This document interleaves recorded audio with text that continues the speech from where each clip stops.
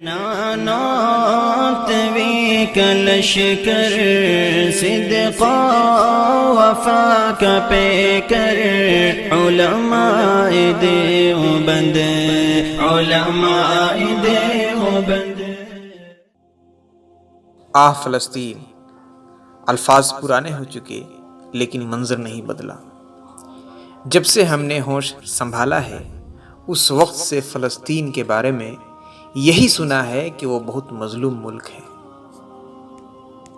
آئے دن وہاں حملے ہوتے رہتے ہیں، سرعام نوجوانوں کا قتل کر دیا جاتا ہے، بہن بیٹیوں کی عزتیں لوٹ لی جاتی ہے، معصوم بچوں کو دبوچ کر زندگی سے محروم کر دیا جاتا ہے۔ اسی فلسطین میں مسجد اقصی ہے جہاں اسرائیل قبضہ کرنے کی غرض سے حملہ آور ہوتے رہتے ہیں اور ننھے نمازیوں پر گولیوں سے حملہ کر کے ہمیشہ کی نیند سلا دیتے ہیں۔ یہ سارے وہ واقعات ہیں جو ہم بچپن سے سنتے اور دیکھتے آ رہے ہیں، لیکن اس کے بعد کا جو رد عمل ہوتا ہے وہ یہ کہ کہیں دعائیں ہو گئی، کہیں ریلیاں نکل گئیں، کہیں کچھ جلسہ جلوس ہو گیا، اور جو ہی معاملہ کم ہوا ہمارے ذہن سے ان کا تصور تک ختم ہو جاتا ہے۔ ایک بار پھر وہی تاریخ دہرائی گئی ہے۔ ابھی 3-4 روز سے مسجد اقصی میں مسلسل حملہ جاری ہے، 50 سے زائد فلسطینی شہید ہو چکے ہیں۔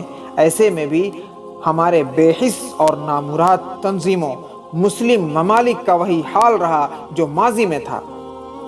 جگہ جگہ دعاؤں کے پیغامات پہنچائے گئے اور بس۔ بھلا دنیا میں وہ کون مسلمان ہوگا جو دعائیں نہ مانتا ہوگا، جن کے ہاتھ اللہ رب العزت کے بارگاہ میں نہ اٹھتے ہیں؟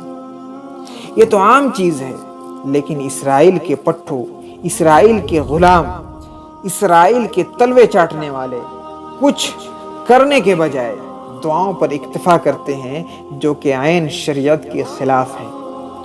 دعا ایک رسم بن چکا ہے۔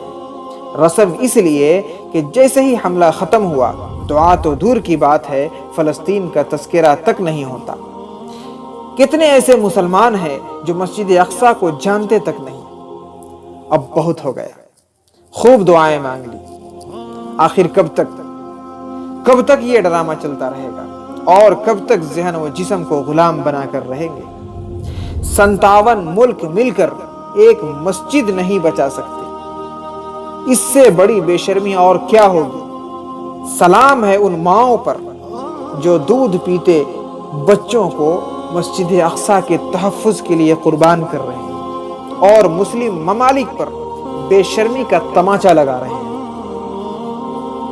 اب وقت ہے کچھ کرنے کا، کچھ کر گزرنے کا، کچھ تبدیلی لانے کا اور مسجد اقصی کو آزاد کرانے، فلسطین کو بچانے کا۔